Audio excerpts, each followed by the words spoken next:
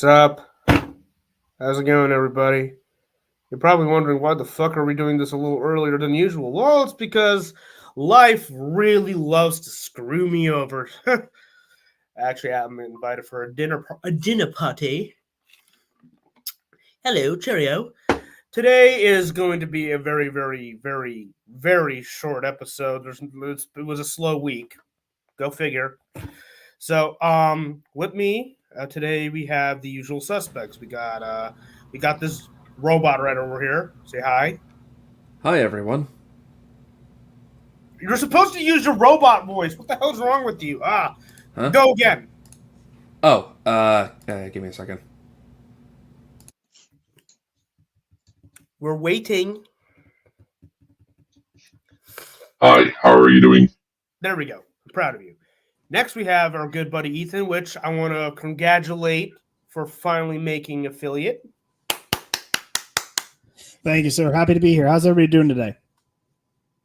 Fantastic. Optimal. And our final guest, Sachin. This guy. What's up, everyone? How y'all doing? Yeah. So today, this past week was just really, really, really absurdly slow in terms of news and content. What the fuck was that? I'm trying to poke Steve. Hey, no poking. Keep pressing his buttons. I dare you. You really had to fucking go there. Get him. Ravage, eject. It doesn't work. I did the same thing the first time. And that's our subtle reminder to go watch Transformers 1 that is currently playing in theaters because that movie really needs the goddamn support. Anyway. Trust me, it's a lot better than Joker 2 and Megalopolis. Dude, Yes. look at the reviews for Folia Do. Woo. Holy shit. I am utterly convinced that Joker 2 was intentionally made because, well, people like the first one so much, so they literally did it just to make it crash and burn. I don't think any working director in Hollywood is going through the process of getting a script and making a movie to intentionally make it bad. I think like Megalopolis, which I'm very interested in watching. I'm not really interested in watching Joker 2, but Megalopolis is one that's like he's just trying something. He may be trying something very stupid and terrible, but it's a director trying to do something with the material, All right, I think I should have been specific. I think what I said was talking more about Joker 2, but Megalopolis, I think it's more of a passion project for Francis Ford Coppola. No. What I'm trying to say is that's the parallel for me, right? It's like that would be the. I don't think anyone is if seeking he to was a make a bad movie, unless they're intentionally doing it as an ironic thing. I don't think Joker 2 is ironic. I don't know. Did you see Jeremy Irons in Dungeons and Dragons? People make bad movies all the time. They make bad fucking movies. movie. People make bad movies, bad music, bad whatever, right? Video games, comics, everything. But Jeremy Irons gave zero fucks. Well, here's the thing. Like that would be the case. That would, like I said, that would be the case if Todd Phillips was a comic book fan, which it confirms he's not. He absolutely hate. And I didn't see it. Thankfully, I actually read the synopsis. Wait, hold on, what? Wait, the one for Joker 2? Yeah, hold on a second. yes, I did also read the synopsis, which includes it pretty is rough things. It is rough, especially the ending, where basically he's saying that you like the first movie, go fuck yourself. If you're a Batman fan, go fuck yourself. He specifically made they're two. Had to do with. You good? Hold on a moment. Anthony's bothering me right now. Not really bothering me, but like he thought I was streaming until 7, but because I have a dinner party, I have to do it now. I think it's very possible that Todd Phillips was extremely upset with the reception of Joker 1 and the way that he thought, in the sense that who he felt embraced it or whatever, and he wanted to make something to say "fuck you," because it's like. If speaking of anime that we were speaking in the pre-show before we actually started, like something like Evangelion, right? That show ended, and then the creator Hideaki Anno did the end of Evangelion, where he basically said a "fuck you" to everyone who like enjoy this, but it was amazing. Personally, I think it's amazing. I think it's one of the best parts of the whole saga of that to enjoy. Did you ever see the Rebuild movies? I watched them all and I loved them all. I loved the last one especially. I was bawling like a child by the end. Yeah, the fourth one was really damn good.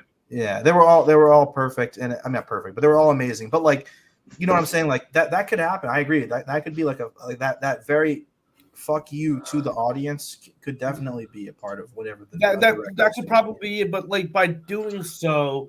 I don't mean it doesn't mean it's good, by the way. That doesn't mean it makes it good. If that's the case, like by doing that, he's essentially risking his own reputation as someone who makes movies and who wants to keep making movies. Oh, he made the fucking Hangover 3. What is he worried about his own reputation? Fair enough. So speaking of lost reputations, oh my god. I don't know where to begin. Yeah, it's titled "Lost Reputations" for a reason because we got a lot of studios within the entertainment sphere are just losing their shit, but two in particular, I might add. I can't comprehend the amount of brain cells I lost when I found out about what's happening with Sony and what's happening with. We'll get to that in a moment. So we got Sony's fall from grace, Ubisoft's fall from grace. We got a review for Mortal Kombat 1 Chaos Reign, which our buddy Sachin will handle. We'll get to that in a moment. At first we thought we didn't have enough content to talk about cosplay and anime, but it just sporadically came out. Just like how anime and cosplay usually is. So, par for the course. And we got some updates regarding Crimson Heart. So there we go. So let's talk about Sony. Oh my god. Let's see here. Lack of new games. That's one thing. Like they haven't released anything from their in-house studios this year. Any from their in-house. The only thing I'll say to this is that's not necessarily a Sony only problem, right? Mm-hmm. Like, look at Microsoft. What have we got? Okay, I'm not gonna do the whole robot voice for the whole time, so I'm just gonna use my voice for now. But one I can think of off the top of my head is the one that's coming out in November of Flight Sim. You know? Or wait, what about like Concord? Wasn't that made in house? No, was that made by Microsoft Studio? It's a studio that Sony bought. Yeah, that's what I'm saying. I don't think there's any that is considered in-house. That would be considered in-house. Concord would be considered in-house. Yes. But like what I'm saying is like it's not just a Sony problem. I just feel like that may be a video game problem specifically. I think part of it was the pandemic, and part of it was and so like a lot of like from the people I know who work in games like and stuff like that, like it kind of just fucked the whole industry the way that not only was it rough for new games to get made after that period, but it saw like a boom in gaming that's not come back, right? It happened with everything, right? Yeah. You can see it with Twitch, like we're on Twitch right now. You can see with Twitch viewership. During 2020, 2021, people were doing record views, but now people don't really get the same views. The same people don't get the same people views. Don't have as much time. They don't have as much free time at home. Exactly, right? And so the gaming industry is going through the same problem. The people aren't there. The people aren't willing to pay. And so on top of that, these people they're trying to make games, but then they were hindered by this time and they're going through it all. And it just ends up with a time where there's just nothing coming out. And you don't know what they're even trying to do at this point. Like Sony, I don't know what their game plan is. They keep switching around and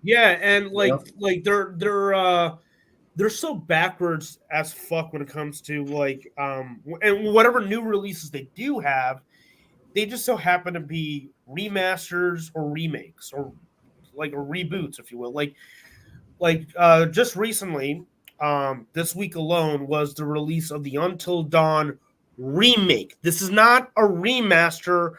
This is a remake. And keep this also in mind. This is a almost 10-year-old game. Okay, and like most games from the PlayStation 4 era, right? You would often get like a $5, $10 upgrade to get the PlayStation 5 niceties from the the DualSense, haptic feedback, triggers, and all that cool shit.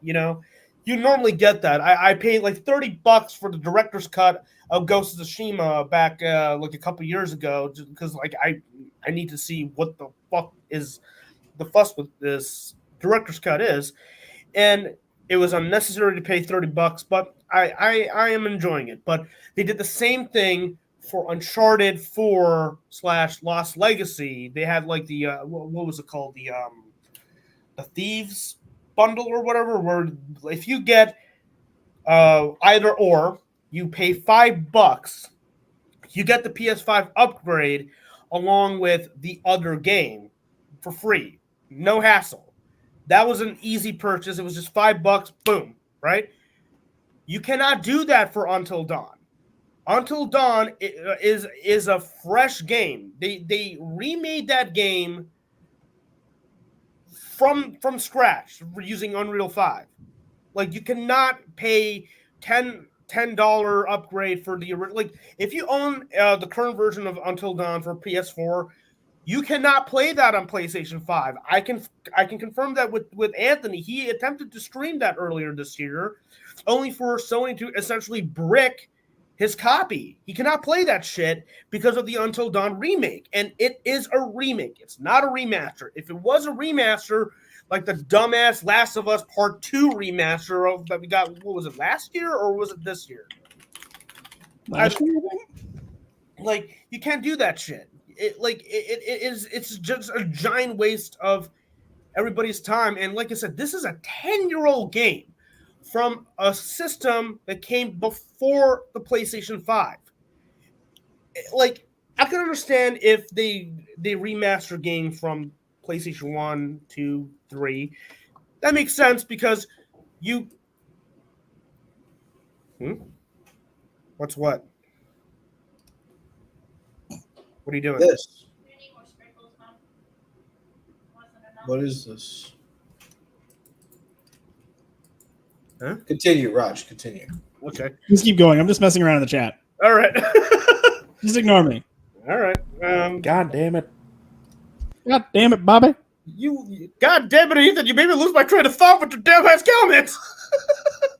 Okay, like you have you have these games that should be playable, like the original God of War, Ratchet and Clank, Sly Cooper, Jak and Daxter, you name it. You have all these great games that are completely underutilized. Why aren't they remastering them? Why aren't they remaking them?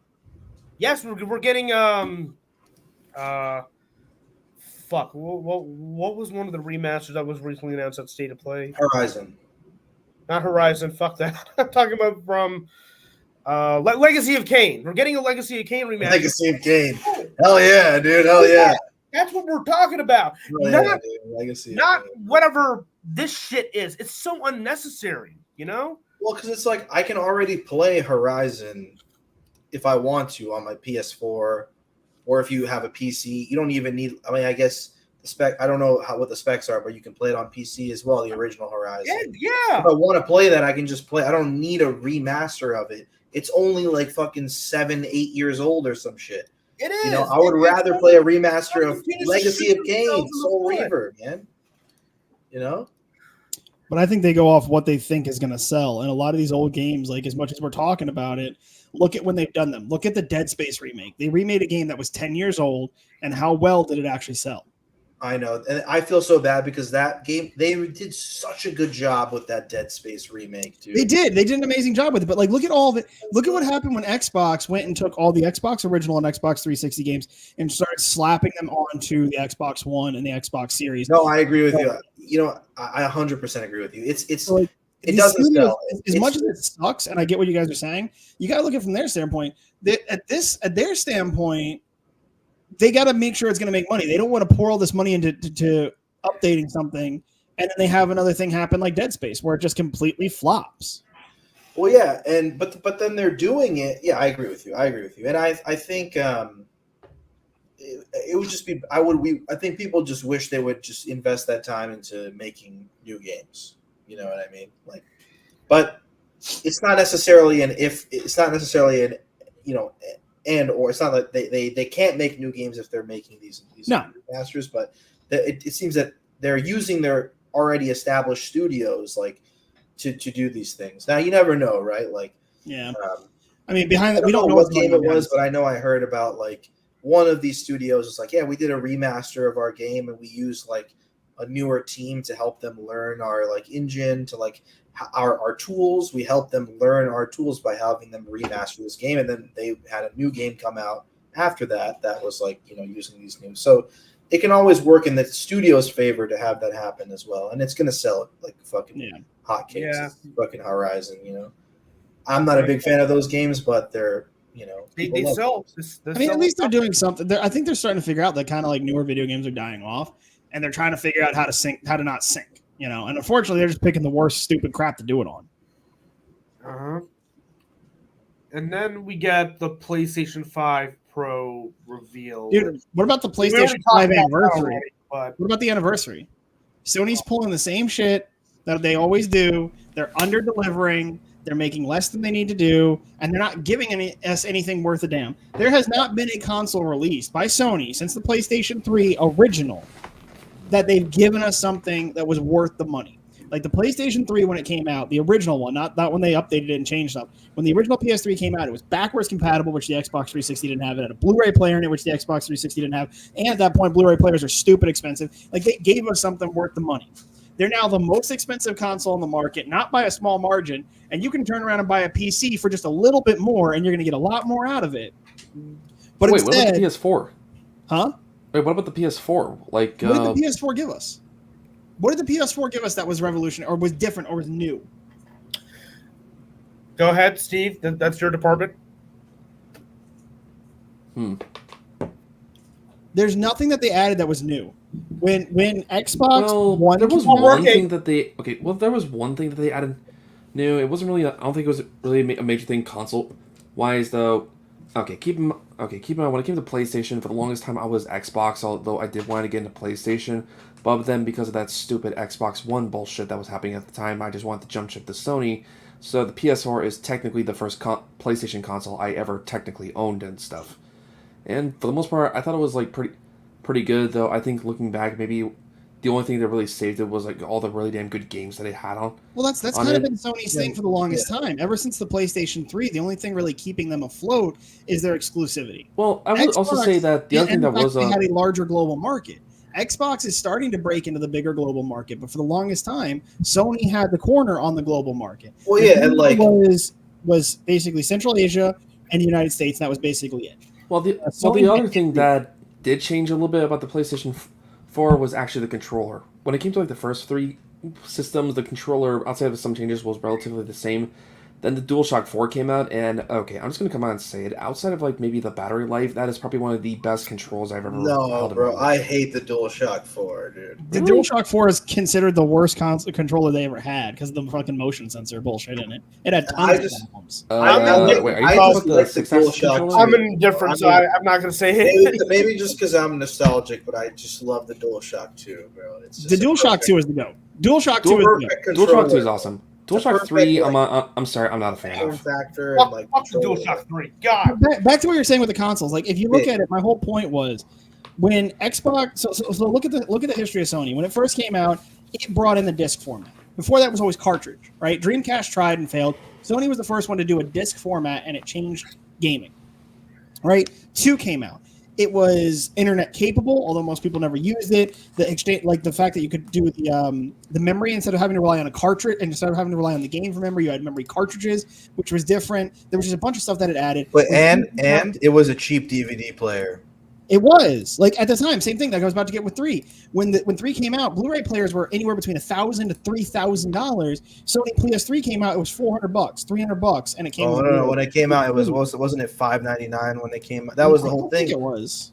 The whole thing with the PS3 was that like it was too expensive when it came out, and the Xbox. Hold on, let me look it up. I'm gonna look it up real fast.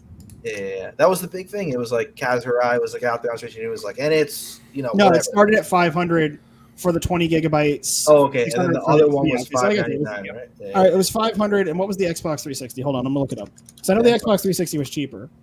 The Xbox 360 was 400. Okay, Yeah, it was cheaper. Yeah. And it was. but like Yeah, the difference people was- went crazy over that because the Xbox 360 was in at least the US, it was more popular until over time. I think the PS3 eventually overtook. Well, that's the that. thing is if you look at domestic U.S. sales, they've always been neck and neck. But if you look at Yeah. global sales, Sony outsold. Well, yeah, Sony's of always course, got a right? corner Yeah, on the yeah. bigger on the global market. And Xbox is basically non-existent in Japan as well. right? Exactly, it's non-existent most of the world over.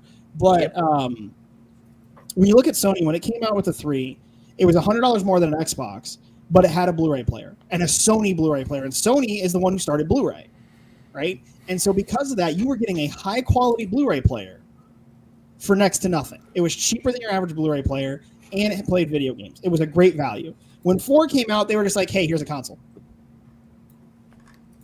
They Well, upgraded. They what I could upgraded say the about graphics. that, They upgraded the speed. The They reason why upgraded the memory. That was it. And the reason why the PS4 worked in their favor was because Microsoft fucked up with the Xbox One announcement. Like, Well, no. See, the problem with Xbox One, and I was really, really big. This is when I was running a GameStop back in the days when these launched. Right. When the Xbox One first made an announcement that you had to be constantly online and constantly powered, a lot of people freaked the fuck out and didn't want to do with it. Yep. Right. And they came back and they walked that back. They're like, okay, look, we've seen the response. We're going to change that. When is the last time you've seen a video game console say, hey, we're going to do something? People are like, we don't like that. And they walk it back. Okay, we're going to listen to the fans. When's the last time you've seen that outside Xbox? that's a good question. You get what I'm saying? So I feel like Xbox, like I had the PlayStation 4 Pro and the Xbox One Series X, or the Xbox One. I had the Scorpio, the special one. The Scorpio, yeah, the Vapor Yeah. Chamber.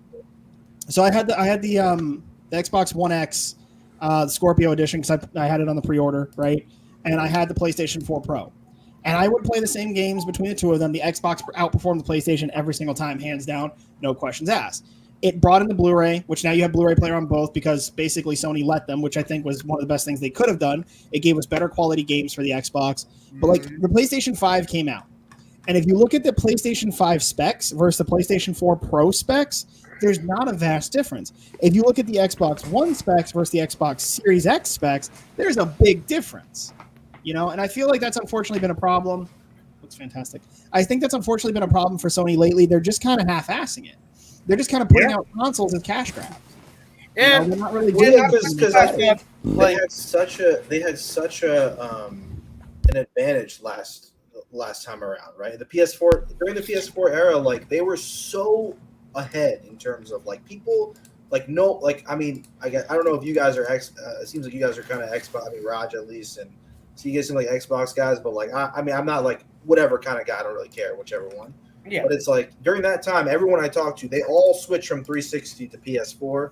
They all played on PS4 from that era, and that was like I know he did. That was did. when everything was right. You just mentioned that right earlier, Steve. Right? Mhm. So I said, I had both. And to be honest with you, I would go through spurts where I'd only play the PlayStation, or I'd go through spurts where I would only play the Xbox. But to be perfectly honest with you, the Xbox was, in my opinion, just not just the console being better, but the gaming was better on it. Like, I'll give you an example. I'm a big Overwatch player, have been for the longest time. I stream it on my channel, right? You put Overwatch 1 on the PlayStation 4, your average wait time for a game, and this is because of their servers, your average wait time for that a is game. no argument. Like their servers are absolute. Okay, Same thing. I if you played wanna put Overwatch them on side by PC, side. so I didn't know like what the Same wait time for games consoles side by were. side, Xbox One, PlayStation 4. The graphics were better on Xbox. The load times were better on Xbox. The performance was better on Xbox. I had less drop frames. I had less lag. I had less loading on my Xbox than the PlayStation. That's why I think it was a better console. But you're right. The PlayStation 4 was far more popular. And they had the advantage. If they would have given us a really, really good console, they could have dunked on Microsoft. But they didn't.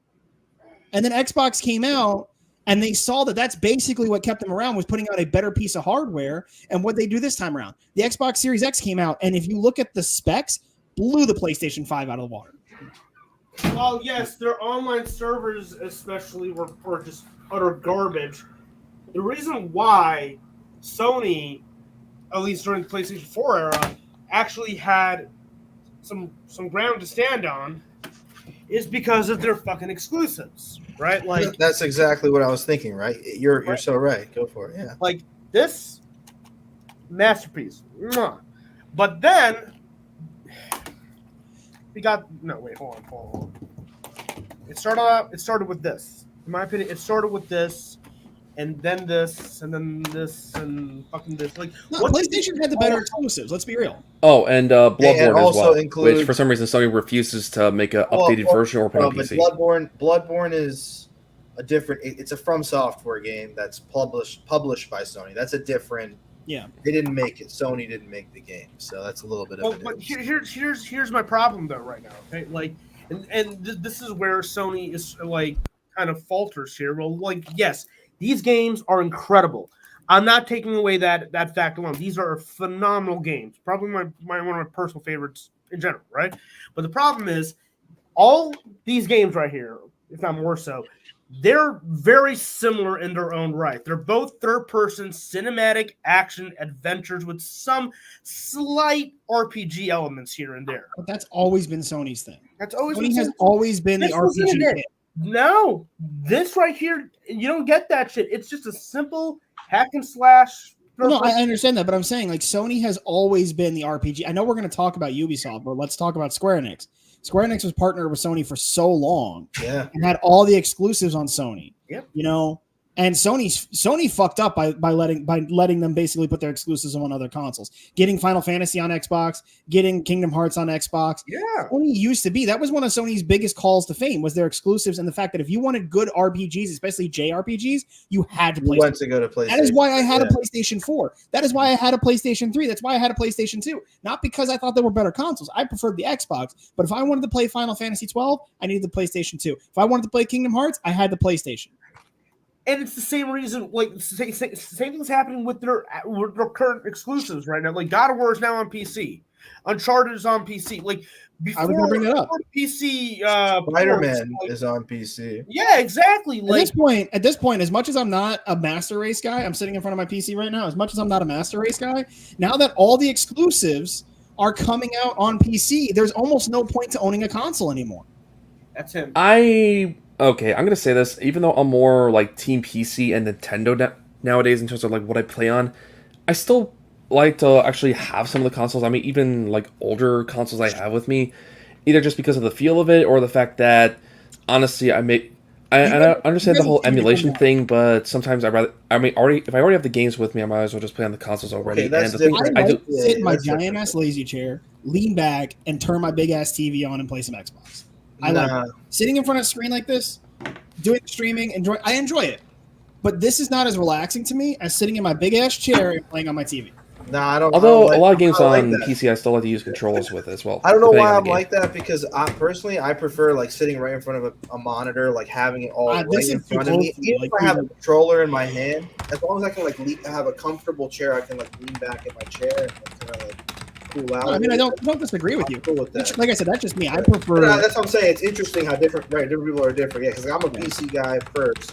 I built my first PC in like 2015, so not super long ago, but it was. Yeah, you typing over there, Steve? You typing over there, Steve? Wait, what? We can Oh, hear you sh- typing. Yeah, like I built my first PC in like Shit. 2015, so not like super long ago. I'm not like like the elder statesman of PC or anything, but it's been a while. And I built my second PC in 22. I think. flavors are great. Okay. I built my first PC that I built was back in 2016, and then my second one I believe I built in 2021, just before Halo Infinite came out. Yeah. So anyway, what I'm saying is that like from that time period, I had a PS4, but I mostly still since 2015, 99% of my gaming is on PC. It's just exclusives when they come out. I'm very impatient, so I play them on PS4. Sometimes I buy them again and play them on PC. Honestly, Yeah. I did it with Ghost of Tsushima, with God of War, Spider-Man. I played them all. I bought them all again and played them on PC. Even did the same thing with Horizon, where I got Horizon on PS4. A month later, Breath of the Wild came out. I ended up just playing that. I never finished Horizon. Then I was like, oh, you know what? It came out on PC. Let me buy that. I'll play that. What Got it. I'm really happy with Xbox is my game just poured over. That's the best thing about Not all of Xbox, them. right? Everything from Xbox just comes on PC. So I just never was like, I don't need an Xbox, but I play all the Xbox games because they come out on PC. Yep. So it doesn't matter. But I mean, Probably Forza I think we all every- agree at this point. PlayStation 5 is screwing up based on not getting their exclusive and not giving us anything worth buying and making it too damn expensive. Exactly. Yeah. Like they're failing on all fronts. It's too expensive. It's much. not worth the money. And It's not a it's revolutionary not just- product, it's and they're not just giving the us any video game value. division. It's not just the video. It's their film division as well is also suffering with the dumbass Spider-Man spin-off movies that don't even feature Spider-Man in it. Nicolas Cage. Actually, the PS5 Hey, at this I'll point, watch the one they that. have, it's better. At this point, forget like the newer games, although I do have a few of them. It's essentially the closest one can probably get to like a PS4 Pro, and consider you could pretty much play the majority of the PS4 library on that anyway, outside of maybe a few titles. I feel like the only reason I really still have that is just because I can be able to play like a bunch of PS4 games on it.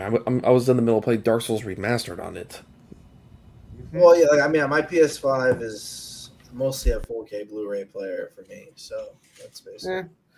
Well, I hope I'm very skeptical at this point, but I hope that Sony gets their shit together. Like, hopefully, they'll get out of this creative slump that they're in right now. Unlike another company that we're going to be talking about right now, that's logo literally looks like a piece of shit from a bird's eye perspective. I'm talking about Ubisoft. Look at that! Doesn't that look like a fucking shit on the screen? Put in bird's eye view. The crazy thing is, Ubisoft used to be, go to the 2010 era. Ubisoft was one of the greatest developers on the scene. What the fuck happened? I'll tell you what happened. Decline in quality, like, obviously. Like, every time, like, here's my problem with Ubisoft, okay? When they get experimental, right? That's when they're really fucking good. Well, look at some amazing Ubisoft titles that we've had. Assassin's Creed, right? Far Cry. Tom Clancy, like the Tom Clancy games. We've had some amazing series come out of them. You look at the original Assassin's Creed 1, 2, Brotherhood, right? Considered some of the greatest open world sandbox killing games ever. Far Cry 3 and FarRy 3 Blood Dragon was fucking amazing. Yeah, and and then you have I even Tom Clancy. think And they actually, did a really I don't think good that many job people. with- Oh, sorry. Go ahead. I don't think that many people really know about this game, or at least nowadays, but there was actually one Ubisoft game I actually played a lot when I was younger, and it was actually the movie tie-in of Peter Jackson's King Kong.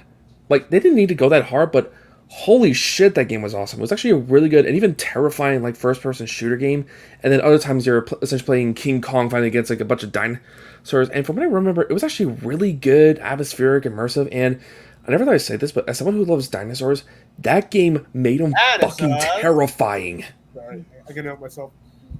But yeah, what I was gonna say is like It's they even really had underrated. They even had a good run when they did like, or when they like reinvented the Assassin's Creed. It wasn't really Assassin's Creed anymore. It was kind of their own new thing. But Yep. they did Odyssey. They did the one in Egypt, the one in So as ancient much as Greece. those were interesting, like you said, they weren't Assassin's Creed anymore. Yeah, that's fine. But they had a good run. I think those three were pretty good.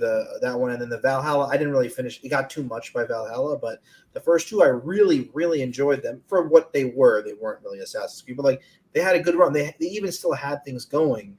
They were But- more Prince of Persia, less Assassin's Creed, and that was actually kind of interesting if you know the history behind Assassin's Creed. Was it originally was supposed to be a Prince of Persia game? Right.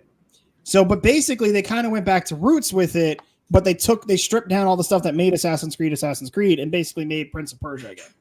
It was its own thing. It wasn't like, but like what I'm saying is that like since it just continued declining from there. Yeah. There's nothing really. And like I the mean- whole thing is, and so I got a story about this. Like you were talking about, like the next bullet point being get used to you not owning your games. One of my favorite games on Xbox 360 was Tom Clancy Future Soldier, Ghost Recon Future Soldier. Loved it. I know it wasn't a super well received one, but I loved the squad mechanics of it. I loved the customability of it. Like it was honestly one of my favorite Tom Clancy games. A buddy of mine went and we went. I want to say about a year or two ago. We downloaded it because he had never played it. And it was like on sale for like $5. We're like, screw it. Let's go check it out. You know, it's one of my favorites. Let's play it. 2 days after we bought it, they shut the server down. Yep. And you can't play it offline. Ouch. You cannot. Like, how are you going to have your copy game of your available for is sale? useless. How are you going to leave it available for sale knowing you're shutting the server down in 48 hours? How are you still trying to do that? Exactly. Ubisoft is one of the greediest, shittiest companies out there. And the whole thing of like, look at the law that was just passed, where basically you have to tell people that when you buy a game, you're buying access to it. You're not buying the game anymore. Yeah, I mean that's digital anything. That's digital anything, though, right? I mean, when you And that's one of my things. Since day have- one, I have been anti-digital. I have been one of the people. I worked at GameStop years ago. I was a general manager, right? And I hated the idea of digital coming around because I knew this was eventually going to happen. I was like, you're gonna want your physical mediums, right? Like you can't like. You remember back when it started with iTunes having digital music, and a lot of people didn't like it because what they would do is eventually, after like a year or two, they would change the coding, and all of a sudden you didn't own the song anymore. Like, what did I pay for? You know, and these companies do this all the time. exactly. It's complete bullshit. They basically say, hey, give us your money and then give us your money and then give us your money because we're going to keep fucking you coming and going.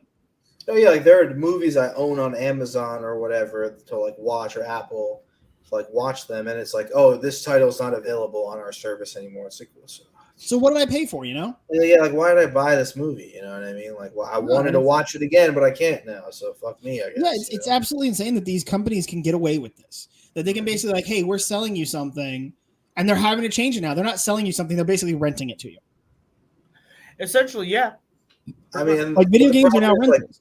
but You're the paying problem is that- $60 to rent it, and you don't even know what the term of the rental is. You The could have problem it for a year, you could have it for 5 years, you could have it for forever, or you could have it for 60 days. Who the fuck knows? yeah, absolutely.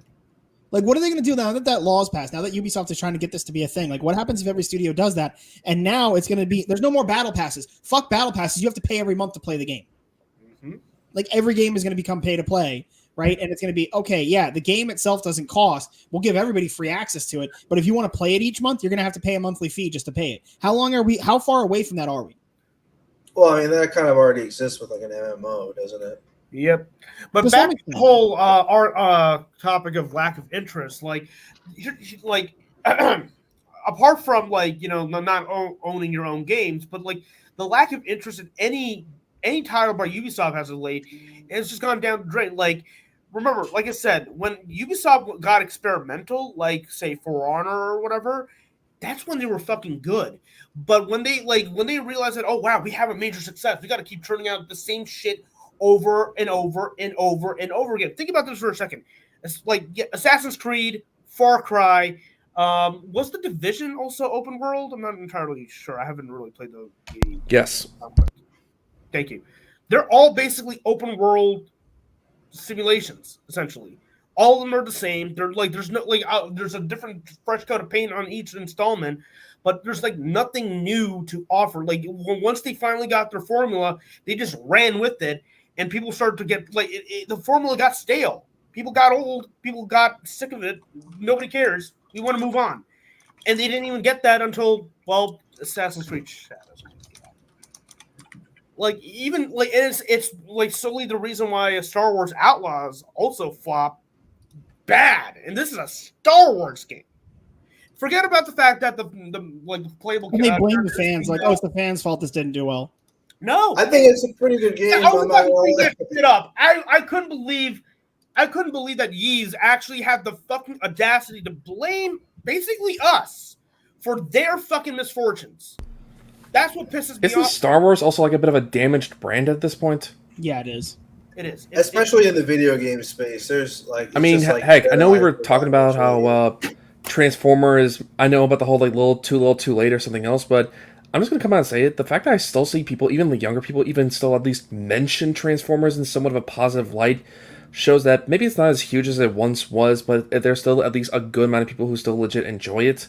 Star Wars is like so beyond like recovery. I don't even know if it's even possible at this point. Transformers, I think, can maybe bounce back. Well, then again, it depends on like how long that might even happen. Star Wars, I don't even know if it even can recover. I don't know, man. I'm with you there. Like, Star Wars is such a damaged brand at this point. Like, it has its niche fandom, but like you said, it's damaged. It has such a bad stain to its name at this point. It's almost impossible to come back from this. Yeah, it really says a lot that when even I know you said like most of the Michael Bay Transformers films were not the best, and I can definitely see that one. It still says a lot when the franchise is still able to go on in spite of all that stuff. Oh yeah, to even Star though they Wars. have like very meh reviews, they're still able to put them out and make money. But when they put Star Wars stuff out, it's getting review bombed constantly. I think at this point, say what you will about some fandoms, but from what I've seen, Transformers seems to be one of the more like modest or at least decent ones compared to some of the other like toxic crap out there. I mean, agree with not that. the best, but in comparison to something like Star Wars or certain anime fandoms and so forth. Yep. And now there's a possibility that Ubisoft is going to go private by being bought out by Tencent, possibly. I mean, it might not be the worst thing. Get somebody in there who shakes things up. Like one of the greatest things that ever happened, just not video game related, but you guys know what happened with Lego over the last 20 years? They were on the verge of bankruptcy. Their stuff was crap for the longest time, and they were on the verge of bankruptcy, and they finally let somebody young who was a fan come in and be CEO, and he basically came in, he's like, no, look, we're going to get back to what made Lego, and now they're one of the most profitable toy companies in the world. So, I mean, like, maybe this will be a good thing. If they do go private, maybe they get somebody who comes in who actually, you know, is a fan and is a gamer and isn't going to do this shit. We So shall here's hoping. see. Here's positive Statement. hoping. Here's good vibes. Statement. We shall see. Fingers crossed. Just fingers fucking crossed. Let's throw some good vibes into the world, and hopefully this is a good thing for them, because, I mean, you can't get much worse. No, you can't. No, you can't. Well, yeah. It is an absolute shame because I think I can speak for all of us when I say except for Steve, he wasn't really that big into it. I grew up with Ubisoft, like playing the original Assassin's Creed and whatnot. Oh yeah, dude. My first true experience with Ubisoft was Assassin's Creed 2.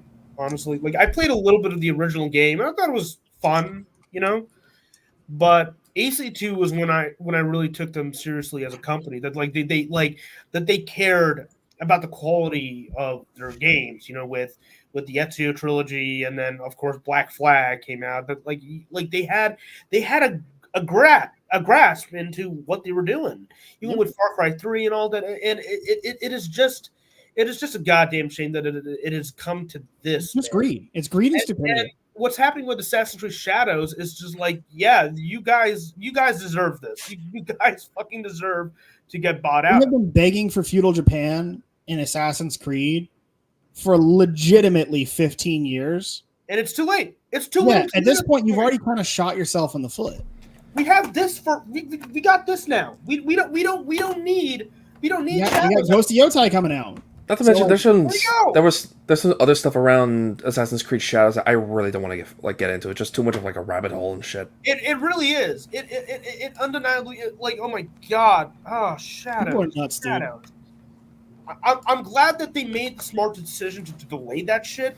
I think they should delay it a little bit further down next year or in a couple of years from now, because they need to fucking recover from this shit. Because it's not a wise move to just delay it till, what was it, February of next year? No, delay it even more so. You need to fucking fix your shit. Like the Sonic movie? Yeah, but I mean, I agree with you. Yes, delay it as long as it needs to be. But I mean, if you're a company, you can't just throw money into an endless sink. Exactly. Yeah. It has to. It either's got to get shelved or made. That's it. Yeah. So it's basically at that point, right? So if it's going to get delayed further, they're probably going to release it because they've already announced. They've already put marketing budget. They've paid people to market it in the sense that we're going to announce it. We're going to take this trailer or whatever. Now let's talk about the next AC game after Shadows, which is supposed to be Project Hex, which is supposed to be the witchcraft era of Assassin's Creed, and supposedly this is all just rumors, all talk, but I wouldn't be surprised if this was true, that it's going to be the gayest Assassin's Creed ever. Oh my god! If that makes any sense. I wouldn't be surprised if that's the case, but if I were Ubisoft, if they want to recover, cancel that shit. We don't need it. Move on. So, anyway. When I said that one, I have nothing against the thing. All I'm saying is, right now, if you want to have something like stuff, that's one thing, but you need to make sure you actually have a game that's actually worth buying. If you're just only doing that one, then there's probably a chance that your product might not be good. But also, why bother buying it? Just wait till it's free on Game Pass or don't play it, because I'm not paying for something that's going to get taken away in a year. So let's all hope that things will get better for both of these companies, both Sony and especially. Here's hoping. Or you know what? Maybe Sony will finally collapse. Microsoft can buy them out. They're at least their video game department. And then we can have one console. We'll have Xbox for most gaming, Nintendo for niche gaming, and PC for master race. And we can finally get away from the exclusive back and forth bullshit we've had for the last 20 years of Xbox and PlayStation. Mm-hmm. And now, holy shit, what a fucking disappointment. Thank you. Thank you. What's next? Next is a review Ooh. by Sachin.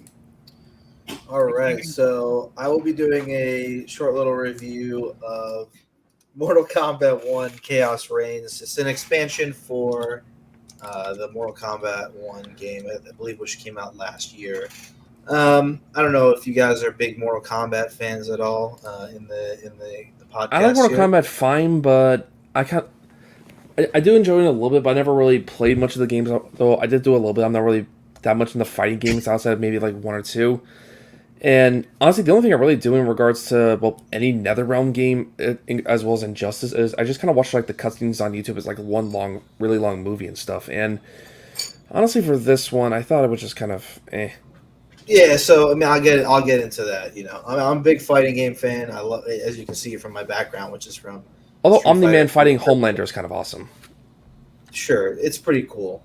I mean, I'll just give a quick little breakdown on Mortal Kombat. I'll just give it real quick. Thanks, Jay, by the way, for leaving a comment in the chat.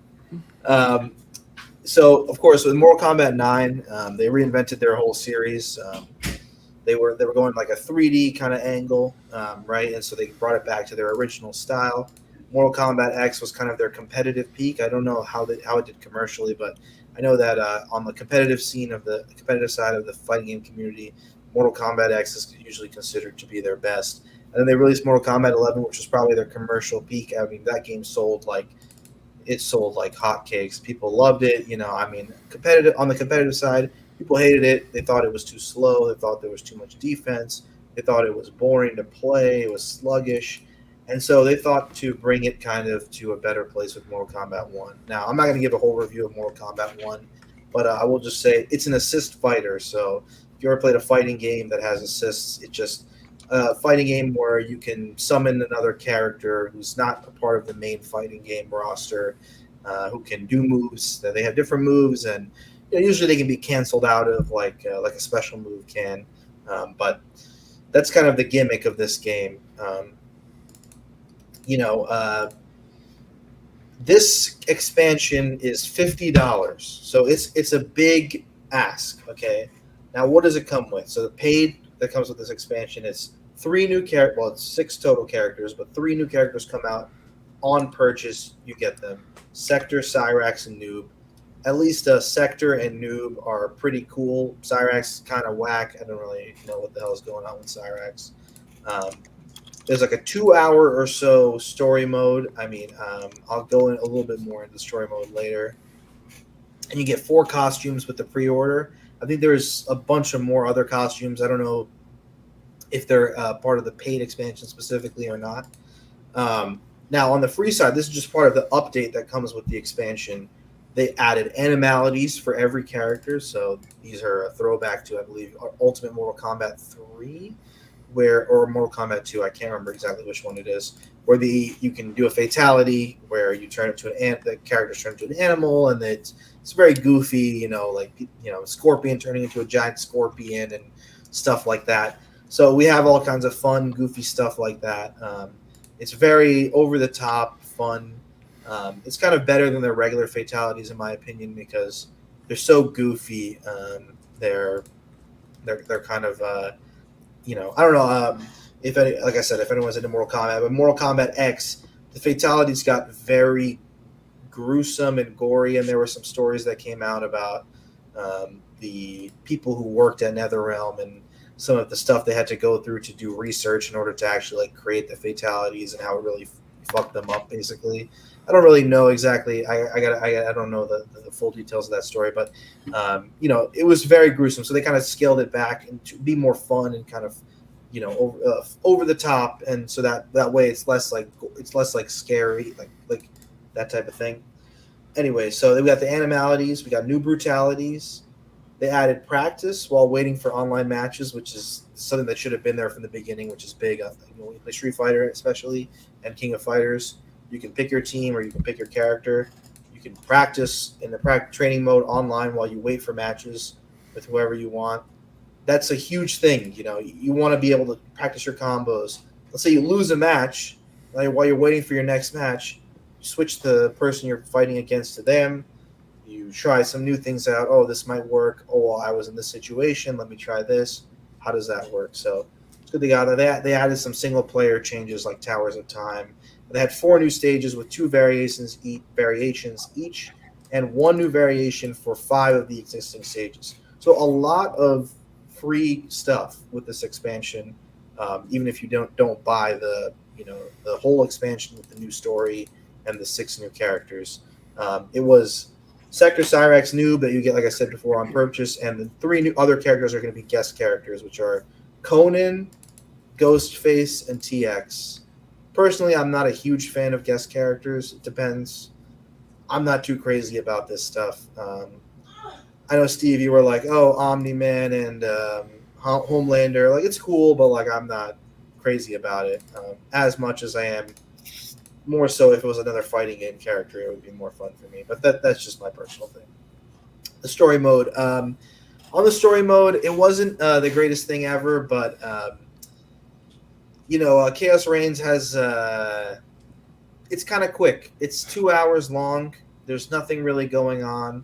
The MK1 story mode was pretty fun. Until the end, I thought it was kind of stupid at the end, but it was fun to play through at the end especially. Just kind of goofy and fun. But it was stupid kind of storytelling-wise. And then they teased Havoc, who was the new villain of this expansion. Havoc is this, I don't know, he's this guy. He can tear off his own limbs and they regrow. That's basically his gimmick. When you fight him and stuff, he rips his own arms off and he hits you with them and stuff. It's still from the game, right? Oh no, this is a still from Street Fighter 3, Third Strike. Okay, I didn't see that. Sorry. Yes. I love fighting games, so this was one just the background that I picked. The story has some kind of interesting little moments, but there's not a lot of inventiveness with this. The character designs are weak. I mean, it's literally like we're in a chaos world that's run by anarchy, and every character is just blue and pink or like weird 2 colors with a mohawk. That's every chaos variation of, oh, he's got a mohawk now. That's basically it. And it's so dumb. They would do this type of stuff that was just like you fight the guy, you fight the guy in the cameo, which is like his assist. Bruh. Then they switch the assist and the fighter, and it was weak in terms of storytelling. I mean, Mortal Kombat is not high fiction. It's not the greatest thing you've ever read or the greatest thing you've ever watched. But I think they could do a lot better than this. And it was so quick. It was so secondary. It felt like a waste of time, honestly. But I mean, overall, I think it's still a pretty good experience for the value. I mean, I know I said that story mode is kind of like a waste of time, but they added a couple new characters, good stuff for online. I mean, on the flip side, Terry, just on the same day, Terry Bogard, another guest character, released for Street Fighter 6. That was a love letter to Terry and his character throughout the ages. Fatal Fury and King of Fighters, just like he was in Smash. It was just like it's full of appreciation for the character, right? I mean, that's a character pack that costs $29.99. It's 4 characters. 1 character is already out, so there's 2 characters out for that pack. M. Bison was the first one, and that patch for free only added a replay takeover. So this is for $29.99. I mean, you probably would have bought it before if you were really interested. I don't have the price of the individual characters listed here, unfortunately. So this is like $50 or something? I said so MK1 expansion, $50. I listed all the things paid. Like I said, 6 characters, story mode, costumes, unpaid animalities, brutalities, practice while training, Towers of Time, 4 stages, and different variations for stages. I see. Now, Street Fighter 6 got. What was it? Sorry, you cutting me off? You playing me off with the music? No, I didn't mean to do that. It's just our one of our viewers was asking, what is everyone's favorite Mortal Kombat character? What is everyone's favorite Mortal Kombat character?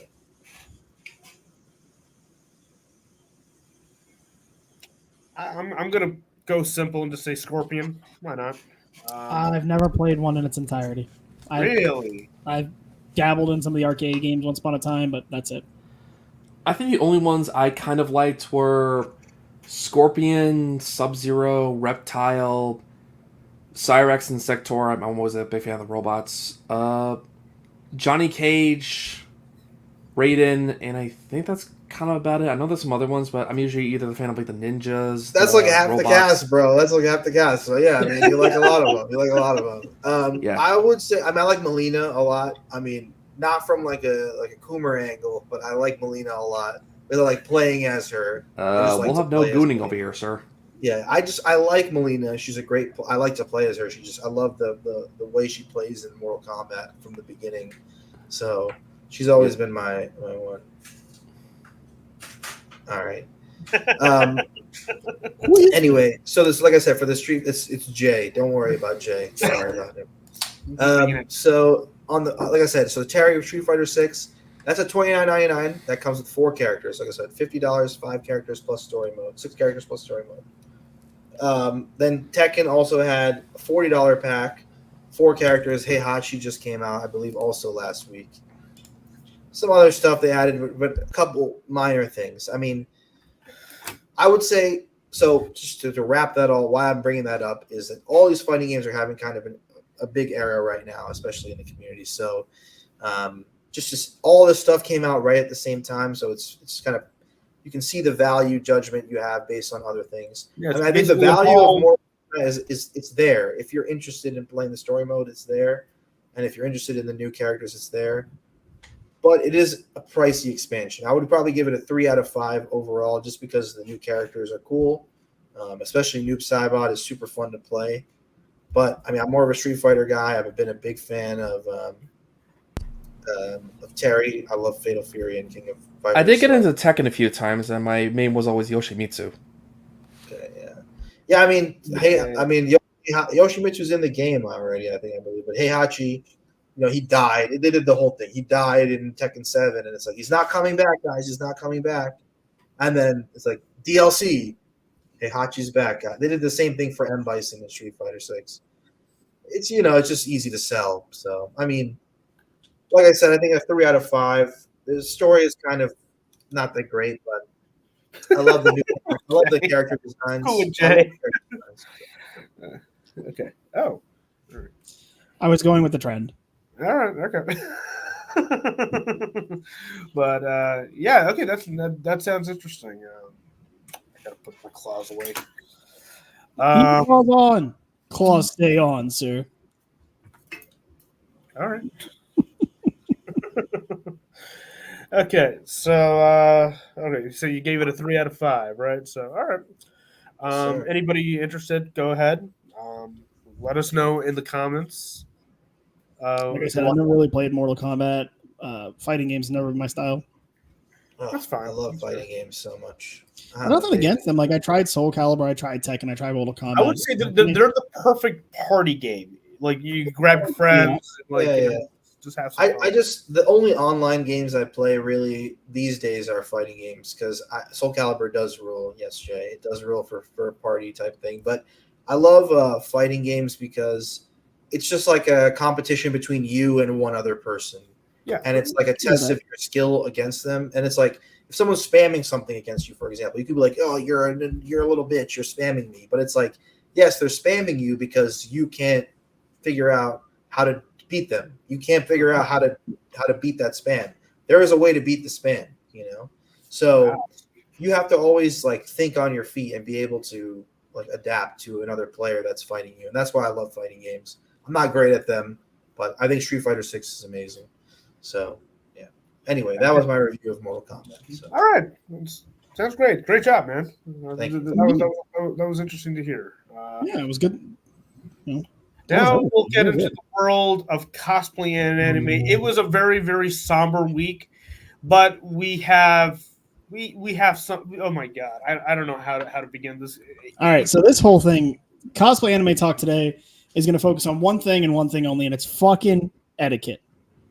All right, holy shit, I don't know. Like, the cosplay community and the anime community have always kind of been in a world of themselves, of just kind of like. People kind of act a fool around this.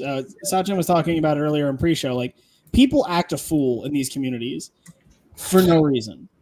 So for those of you guys who follow like some anime stuff, Rooster Teeth, a production company based here in Texas, shut down in the summer, and some of their IPs. Day after my birthday. Yeah. No joke. I know. Some of their IPs got sold off, including RWBY. Got sold to Viz Media. Viz Media, over this week, decided they're going to make an announcement. Hey, we got a big announcement coming up. And when it wasn't about RWBY, the RWBY fandom lost their ever-loving minds and started harassing the PR people, harassing the social media people, just being some of the nastiest human beings on the earth, which is unfortunately, no offense, kind of part and parcel to the RWBY community. I do think it's one of the big reasons that Rooster Teeth took the nosedive it did, is how toxic the RWBY community in particular is. And this is coming from somebody who literally got engaged at a RWBY photo shoot at Rooster Teeth convention a few years ago. All right. Like, I was huge there. Rooster Teeth fan. Huge. Raj and I met through the Rooster Teeth community. Steve, too. Like, we met through the Rooster Teeth community. We met this guy over back at RTS years ago. In fact, this podcast, this Crimson Arts in general, really wouldn't exist without Rooster Teeth. They inspire me to do this shit. Oh, yeah. And like, dude, I have the meta symbol tattooed on the back of my neck from Red vs. Blue. So huge, huge fans of the Resident of okay, out of all the Rooster Teeth shows, I know a lot of people really liked RWBY, but I was always more of a Red vs. Blue guy. That was how I was introduced. But so unfortunately, the RWBY community in of itself became super, super toxic around 3 to 4 years into it. And I do attribute that to it being a huge part of what killed Rooster Teeth, is how bad the fandoms got. I can't believe do you have Barb's signature on there? Oh shit! I have everyone's signature: Barbara, Aaron, Lindsay, Kara. So like you guys get what we mean. But anyway, so back to the whole etiquette thing, guys. When I'll give you a comparison. Hazbin Hotel. When Hazbin Hotel was bought by A24 back in 2020, right? Back in 2020 when it was bought, it took until 2024 to get the launch of the series, the first season of Hazbin Hotel. It took 4 years. Nobody was harassing A24. Nobody was harassing Vivian Madrano. They were? They were harassing her, or were they just asking? Okay, apparently there was a little bit going on there. But people also understood this is going to be a new thing. They have to do the production. They have to do all this stuff, right? It takes time to make a show. It's not something you can do overnight. They just bought this shit like a month or two ago. People need to calm down. Exactly. No matter what your reasoning is, there is no excuse to be harassing PR people who don't make the decisions about the studio. You don't get to go in and harass the freaking people running the X account, running the Facebook account, running whatever account it is. You don't get to harass them because this person is just doing what they're told. And you yelling at them isn't going to change the fact that RWBY ain't coming out anytime soon, if it even comes out again. Like, honestly, Viz Media could just have bought everything, leave it to the DVDs and peripheral sales, and not have anything new coming out for you guys. That is entirely possible, and people need to accept that. Yeah, like, the etiquette needs to be there, guys. We cannot be harassing people because we don't get our way. Impatient for Volume 10. Personally, if it even comes, yeah, just like it's the where my claws fell. It's all about patience and the fact, like that's the problem. That's the big problem I have. Like, there are two problems I have with fandoms. One, it's the shipping aspect. Oh, fuck shippers, seriously. And the second is the patience. Like, guys. I am excited for a lot of shit coming out, right? But I am at least patient enough to wait. To like it's gonna happen. I know it's gonna happen. I know some of the shit is gonna happen. Like, let's see here. Ghost of Yote. I'm highly hyped for Ghost of Yote. It's coming out in 2025. I don't know when the release date is. I'll wait for it when it comes out. I'm not too antsy about it. Yeah, that's what I'm saying. It's etiquette. We don't get to make these decisions for these companies, and we don't get to dictate their lives. And you sure as shit don't get to yell at them when you don't get your way. You know, you're talking about the shipping rush. Casey and I were talking about it the other day. I have been part of the cosplay community for 15 years, on and off. All right, Casey's been part of the cosplay community for what? 10? So about 10 years, Casey's been part of the community. So we've been a part of the cosplay community for combined 25 years, right? Mm-hmm. I have never seen a more toxic fandom when it comes to shipping than the RWBY fandom. But this is not to beat up on the RWBY fandom. It has been a slow degradation of the community over the last 10 years, where people have gotten so into the elitism and the posturing and the popularity that they've forgotten what cosplay is supposed to be about and what anime fandoms are supposed to be about. And Sachi, you talked about this, where it's become all these fandoms, and it's not just anime, it's not just cosplay, it's all these fandoms. People have gotten so up in their own fields about their fandoms that nobody has respect for each other anymore. It used to be if you didn't like a ship, you guys disagreed, you liked the show, you shook hands, you had fun, and you enjoyed the con. Now, if you don't support this ship or that ship or this ship or whatever, right, or if the canon doesn't fit your ship, people get nasty. People get nasty over this stuff. And guys, that was supposed to be the thing. Cons and cosplay used to be for guys like us that were fans of stuff, and we wanted to get together because we weren't the popular kids in school. Well, I mean, I don't know about y'all, but I wasn't super popular. I wasn't unpopular. I kind of hung out with everyone. That's not the point. You weren't cool back in the day for watching anime, right? It wasn't as mainstream as it is today. And I'm not trying to do the whole, back in my day thing. But what I'm saying is cosplay and cons were where we could get together with our friends and with other fellow enthusiasts and other people who were nerds. And we could hang out in a safe environment where we could all spend time together enjoying what we enjoyed without threat of harassment or bullying or any of the bullshit you see today in cosplay.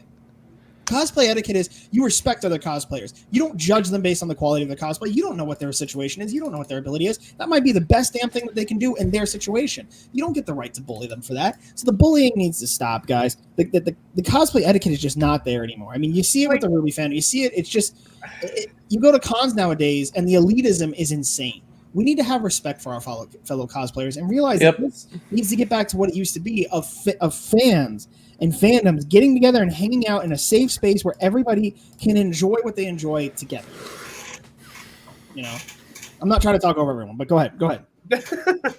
Like, I agree. I totally agree. Because, like, I remember 2016. 2016, believe it or not, was actually my first ever real convention. I've been to conventions before, but those were like, you know, morally religious-based conventions, if that makes any sense. You know, it wasn't that.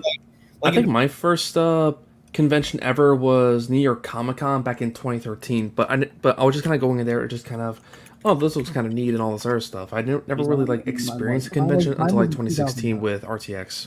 Yeah, I took this jackass right over here, right next to me, to our first ever. Like, I think all of us went to RTX for the first time in 2016. We went 2017 was our first year. Without me. Okay, all right. Remember we talked about it at the RWBY screening. All right. So yeah, we met at the Tug movie screening. I'm not gonna get it. Well, you know what? I might bring that up in a moment. But like when I first went to RTX for the first time in 2016, I didn't know how to react. I don't know what to do. Like this is my first ever convention in general, right? And the minute I went to my first panel, that long ass line, right? You wanna know what I fucking did? You wanna know what I fucking did? I made friends. I talked. We were. I wasn't just on my phone playing with my Switch or whatever I had at the time. I was legit engaging with folks that had similar interests that I had. We're just like talking random shit, and it was a good time. That's how I met this guy. Private chat. Private chat.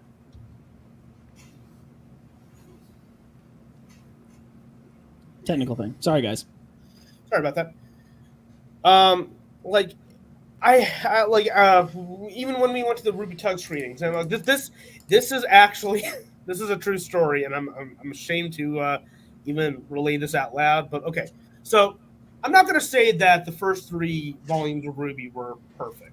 All right, they're fun, goofy, campy. They're perfect. Did you almost get kicked out of the first one? No, it was the second one. That was the second one you almost got kicked out of? Yeah, the first one we were having a genuinely good time, and it was the first time I actually met this guy, right here. Yep. Right? And so you believe that was 2016? We knew we were going to come back together for Volume 2, right? And arguably, Volume 2 was somewhat better than Volume 1 in regards to the scale of production, you know. But unfortunately, there were those that were not fans. And keep this in mind, this was a fan event, right? Meaning fans can do whatever the fuck they want at these private screenings. This was a private screening. And yet everybody was, dude, the first one we went to, we were all making jokes. you were The whole loud. thing when John was standing on the thing and Pierre's like, don't jump. And we're all like, do a flip. Like, we were all making jokes, laughing, having a good time. It was And fantastic. unfortunately, during Volume 2, we didn't get to finish Volume 2. At least me and Did him. they actually kick you all out? Yeah, they Yeah, kicked us out. I thought they only threatened to. I didn't know they actually did. They did. They ultimately did. I'm glad surprised they didn't even like bother saying, okay, we'll give you a warning, but if you keep this shit up, then we're gonna actually like kick you out or It's something. the first screening, and nobody was complaining. Nobody was complaining. But anyway, but then when Volume 3 was about to, and keep in mind, these 3 volumes were being privately screened in honor for Volume 4 to come out, right? And we couldn't go to the same theater because of what happened in Volume 2. So we went to a different one for 3. Yeah, me and Steve had to drive for 2.5 hours just to watch Volume 3 at this particular theater in, what was it, in Clifton? It was way up north. Wherever it was way up north. It was close to Montclair. My sister went to college. Yeah, it was a hell of a drive, but it was worth it because he surprised us. I wasn't even expecting him to show up there. Well, as soon as you guys told me, I wanted to come. And that's how we became friends. That's Dude, how we 8.5 years. 8.5 years of friendship that revolved around Rooster Teeth. Yeah. But that was the thing is that's getting back to the etiquette thing. Would we have become friends, right? If, let's say for sake, you and Steve were already friends, I come in and I'm super elitist. Oh, you guys haven't done this, or oh, you haven't seen that. Oh, well, I have so many followers on Instagram. Right? Or I said, well, I think that the show should go this way, or I think the show should go that way. We would have never become friends. Why we became friends is because we don't agree on every single thing. When it comes to Rooster Teeth, we don't agree on every single thing, and you couldn't expect us to. But we can sit back and have a conversation because we respect each other and we like that we're all fans of this. And that's what that's kind of the whole point is we got to get back to just the respect and the equality of nobody's opinion is more valid than someone else's. Right? Nobody I didn't write Ruby. I didn't write Red vs. Blue. I didn't write fucking Darling in the Franxx. I didn't write Attack on Titan. Right?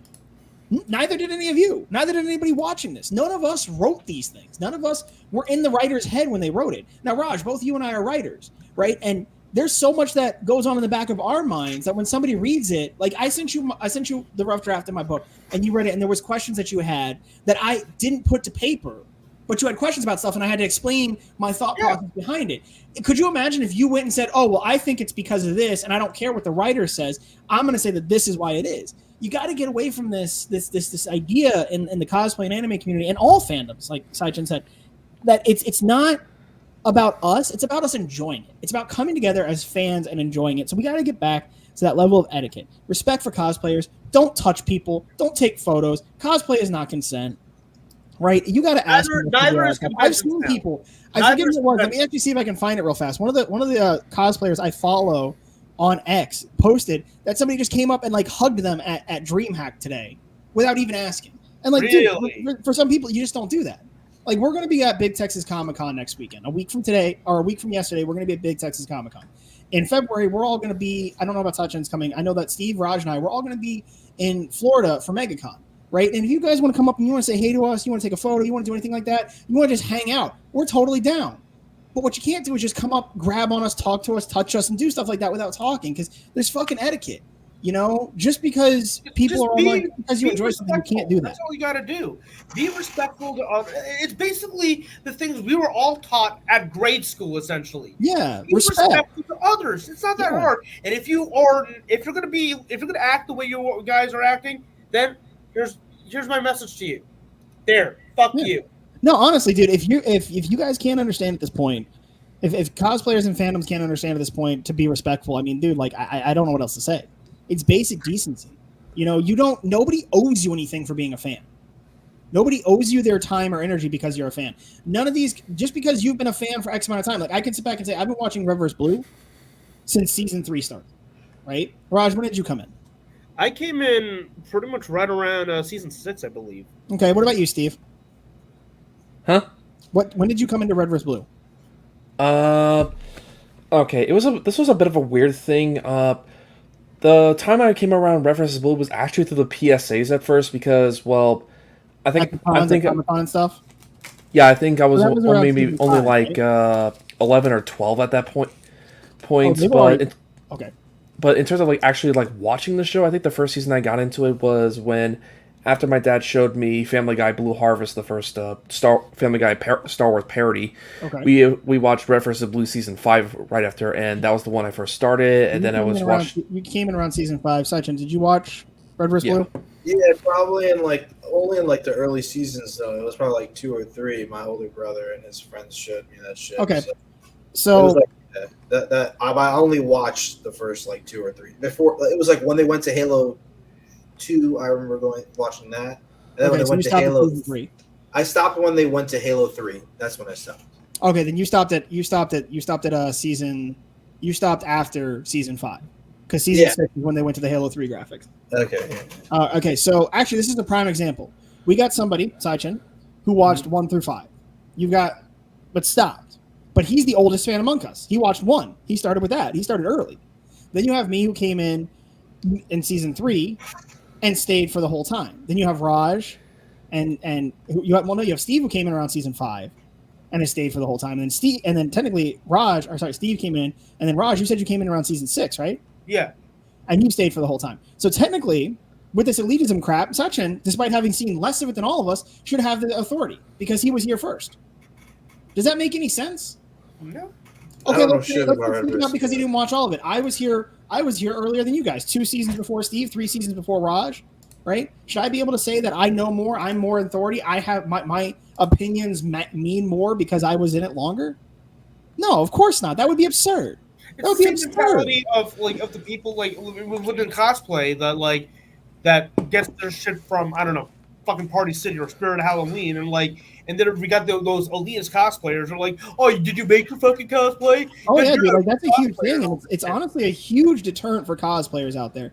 The elitism in cosplay makes it really hard to want to be a cosplayer nowadays, because if you're not famous, if you're not handcrafting, if you're not making these ridiculous builds, people look at you as like it used to be. Closet cosplay was the standard, and the occasional person that made their stuff was just a league above. Right? They were just there were those people who had the when I was actually shocked in the when cosplay world, my cosplays were closet cosplays. Super easy stuff that I could put together that I bought at Walmart or Target or the mall or whatever it was, right? That I could put it together and I made it work. I'm actually more shocked that when I was at New York Comic Con, I went as Star-Lord. Well, then again, that's kind of one of the main cosplays I like to do because I love Guardians of the Galaxy so much. Yeah. I didn't do anything fancy. All I did was just get the Marvel Legends helmet. I got the jacket off of Amazon or something, and then I just wore a black jean shirt and black sneakers or something with some blasters, and it was still able to work. Heck, there was actually a bunch of Power Rangers cosplayers I came across that they said nice cosplay, but then when I showed up my helmets, I even got signed by a couple people, including some people from Rooster Teeth, and one by goddamn Yondu himself. They were like, "Holy shit, that's fucking awesome!"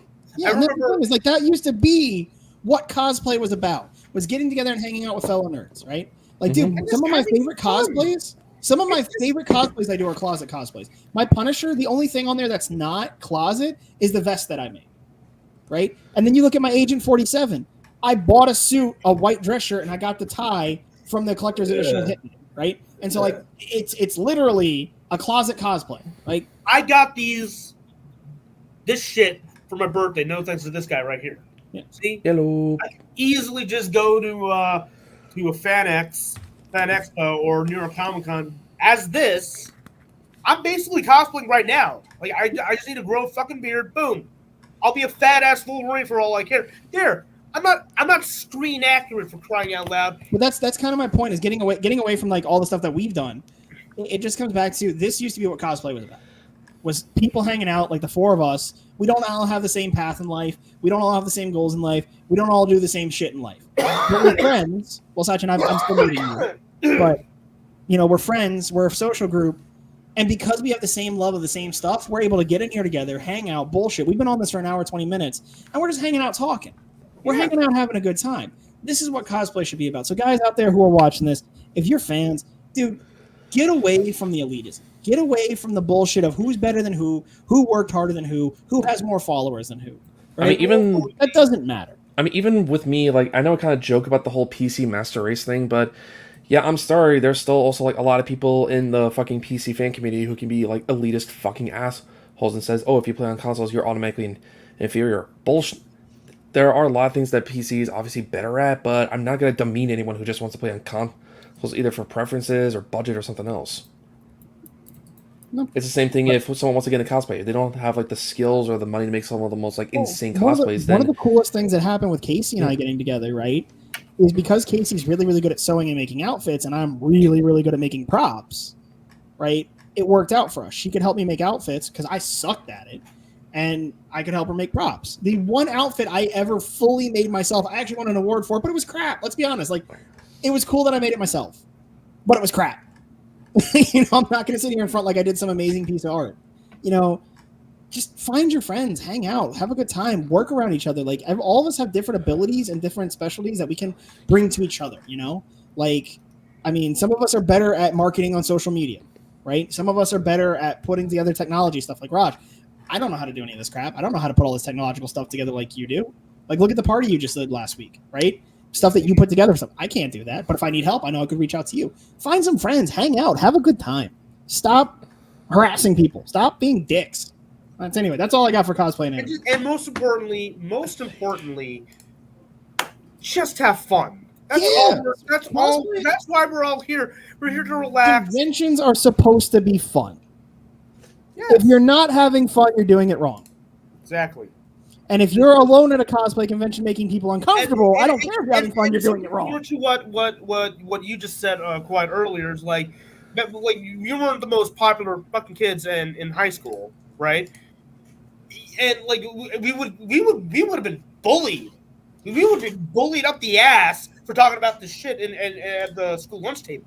So I got a little bit of a different story there because I also, I was into sport. I wasn't an unpopular kid. So I played Yu-Gi-Oh! I did all these things, but nobody bullied me because I hung out with everybody. I hung out with every social group. Yeah. So I was okay, but I saw the kids, and I was the guy that, like, if I saw somebody picking on them, I wouldn't be like, yo, what are you doing? Leave them the fuck alone. Right? But you're right. There's plenty of kids that used to get bullied for this. And honestly, one of the coolest things that ever happened, some people don't like it, some people do, is I think one of the things that really changed, like outside of the cosplay and anime conversation, this is just going into like, nerd culture. I think one of the biggest things that kind of helped mainstream like our life is Big Bang Theory. Like Big Bang Theory came around, right? And I'll be quick about it. Big Bang Theory came around and it really kind of popularized nerd culture, right? It kind of made it cool again to be a nerd, to go to conventions, to dress up, to do those things. It made it cool and okay, right? Then you put that together with like Marvel blowing the fuck up in Hollywood, and it kind of brought this atmosphere of acceptance to it, which is really cool because people that were quiet about it before, people that were uncomfortable about it before, could come out. Conventions are more packed than they've ever been before. But unfortunately, it's also brought out the worst of the worst of people coming in who aren't part of the fandom, who enjoy the bullying, who enjoy the elitism, and are only there because they think they're better than other people. And so, like, I do think that it's good and bad that we've gotten away from the bullying thing. Like, it's obviously a good thing because we're away from it. People can be more comfortable. People can enjoy what they enjoy. But I also feel like, unfortunately, those people that used to bully people have now kind of seeped into our culture, which is unfortunate. And that's the people I'm really speaking to today when it comes to the Anime Cosplay Corner is like, hey, guys, this isn't okay. I don't care who you are, where you're from, what your cosplay is, how much it costs, or who you're friends with. It's not okay. But anyway, that's enough for me. All right. So that's all we have for now. Like I said, this was a very, very slow week. Yeah. So as Ethan mentioned quite a bit, we will be at Big Texas Comic Con next Saturday. So if you want to come and just say hi and just hang out for a little bit, please. But be respectful. Don't be a dick. We do have plans while we're there. So if we're busy, obviously we'll tell you, hey, we can meet up later. But you know, come say hey. And as for what's going on this week, because me and Steve will be flying out to Texas. We'll be flying out on Thursday itself, actually. But tomorrow and Tuesday will be my normal everyday streams, like how I've been doing. In the morning we'll do the Quarry, and then at night I'll do Arkham Knight. Then on Wednesday will be my longest stream ever. I'll try my best here. Okay, this is an attempt. If it doesn't work out, then I'll try again the following Monday. But it'll be this guy inspired me to do it. By the way, he did 8 hours, 8 straight hours of nothing but streaming. I want to try that shit for myself. It's gonna wear you out. Like, I was surprised how tired I was when I was done. It's a lot to be interactive and on for 8 hours straight. Yeah. I don't mean online. I mean just be turned on as a person, not turned on sexually, but turned on as a person. God, dude. Oh gosh, I don't know about you, but I don't. Keep it PG, you know, dude. Keep it PG. All right. But like, I don't know any. But the spot. No, I'm gonna stop.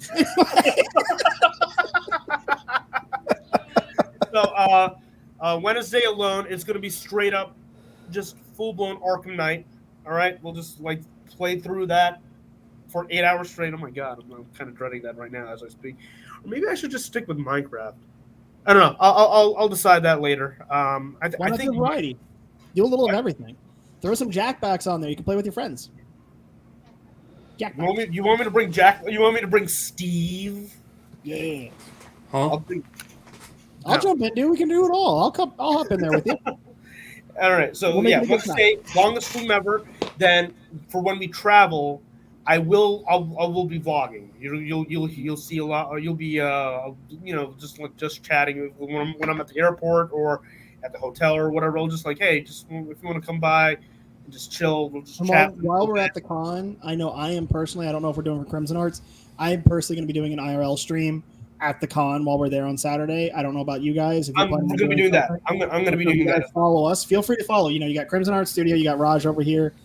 Steve, I don't know your moniker off the top of my head. But if you guys want to come in, Sachin, do you have a Twitter? He's Do you have a part of Twitter? Crimson Arts. It's I do have Twitter, but I don't really post anything on the internet. So Yeah. Cool. So, I mean, for any of us, if you guys want to follow us, obviously follow all of us.